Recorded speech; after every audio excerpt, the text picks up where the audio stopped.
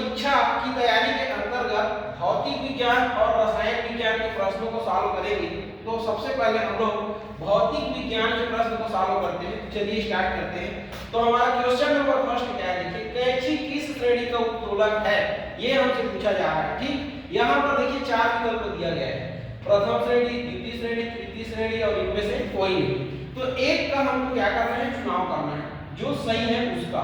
ठीक, तो हम कैसे जानेंगे, तो इसके लिए देखिए मैं जो है आपका जो उत्तोलक है उसको तीन श्रेणियों में यहाँ पर वर्गीकृत कर दिया हूँ। ठीक है, तो ये देखिए प्रथम श्रेणी, द्वितीय श्रेणी और तृतीय श्रेणी। तो प्रथम श्रेणी उत्तोलक के अंतर्गत कौन कौन आता है, देखिए तो प्लास आता है, कैंची आता है, तराजू आता है और नेल कटर आता है। इसके बाद द्वितीय श्रेणी उत्तोलक के अंतर्गत कौन कौन आता है, देखिए सरौता, नींबू निचोड़ने की मशीन, फिर एक पहिया घोड़ा गाड़ी और फिर अंत में क्या है, देखिए आम काटने की मशीन। ठीक, ऐसे ही तृतीय श्रेणी के अंतर्गत कौन आता है, देखिए तो चिमटा आता है, किसान का हल आता है, बेलचा आता है। ठीक है, तो हमारा क्वेश्चन क्या है, कैंची किस श्रेणी का उत्तोलक है। तो देखिए वर्गीकरण में तो कैंची कहां पर है, यहां पर। तो कैंची किस श्रेणी का उत्तोलक है, प्रथम श्रेणी का। तो हमारा करेक्ट आंसर क्या हो जाएगा, प्रथम। ठीक है, अब देखिए ये तीनों में अंतर क्या होता है, प्रथम श्रेणी उत्तोलक, द्वितीय श्रेणी उत्तोलक और तृतीय श्रेणी उत्तोलक में, इसको समझिए। तो यहाँ पर देखिए तीन चीजें हैं, ई, एफ और डब्ल्यू।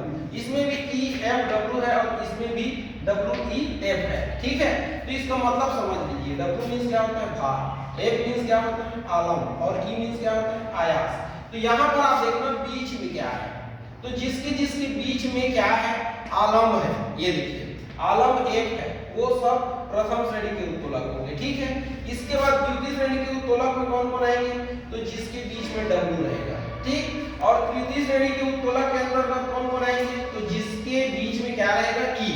तो ई क्या है आपका, आयास है। ठीक है, तो ये आपको देखना है। अब देखिए रसायन विज्ञान के अंतर्गत एक क्वेश्चन हम लोग देखते हैं, यहाँ पर सबसे अधिक क्रियाशील धातु है। तो सबसे अधिक क्रियाशील धातु के लिए हमको चार विकल्प दिया गया है ना। तो इसमें से एक विकल्प का हमको चुनाव करना है। तो यहाँ पर देखिए मैं जो धातु है ना, उसकी सक्रियता क्रम को लिख दिया हूँ। सबसे अधिक कौन सक्रिय है, तो पोटेशियम। इसके बाद कौन है, सोडियम। सोडियम के बाद कैल्शियम, मैग्नीशियम, एल्यूमिनियम, इसका zinc, iron, nickel, tin, antimony, copper, mercury, silver और लास्ट में सोना। तो हमसे क्या पूछा है, देखिए सबसे अधिक क्रियाशील धातु। तो सबसे अधिक क्रियाशील धातु किसमें बताना है, मैग्नीशियम, कॉपर, आयरन और सोडियम। तो सबसे अधिक क्रियाशील देखिए मैग्नीशियम कहां पर है, यहां पर। कॉपर कहां पर है, तो कॉपर यहां पर है देखिए। और फिर आयरन कहां पर है, तो आयरन यहां पर है। और फिर सोडियम कहां पर है, यहां पर। तो सबसे अधिक क्रियाशील कौन आएगा, आपका सोडियम आएगा। ये सोडियम यहां पर सबसे अधिक क्रियाशील आएगा। कौन से नंबर में, डी नंबर में। तो ऐसे हमको क्या करना है, प्रश्नों को हल करना है। ठीक,